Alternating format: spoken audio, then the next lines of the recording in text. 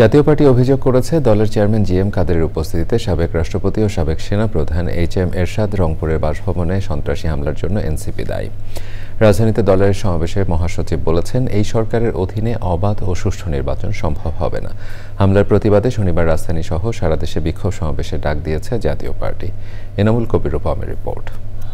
এই ঈদে জামা জুতো অ্যাকসেসরিজের ডিসকাউন্ট।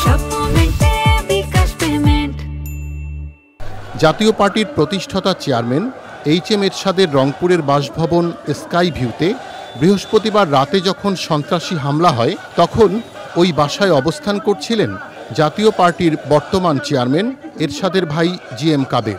সে সময় যানবাহনেও আগুন দেয়া হয়। হামলার প্রতিবাদে রাজধানীর কাকরাইলে জাতীয় পার্টির ডাকে বিক্ষোভ মিছিল ও সমাবেশ।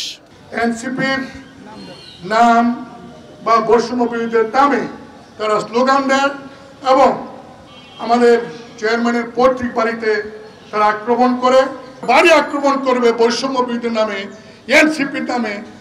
এটা যদি সরকার কন্ট্রোল না করতে পারে, তাহলে আইন শৃঙ্খলা পরিস্থিতি কোথায় গিয়ে দাঁড়িয়েছে এখান থেকে কল্পনা করা যায়।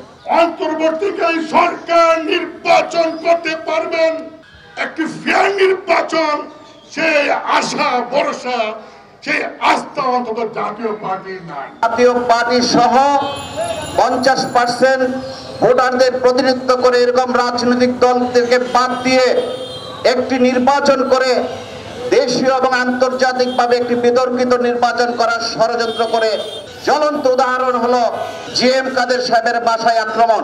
শনিবার ঢাকা সহ সারা দেশে বিক্ষোভ মিছিল ও সমাবেশ সফল করার আহ্বান জানানো হয় সমাবেশ থেকে। Enamul Kabir Rupam, channel I, Dhaka.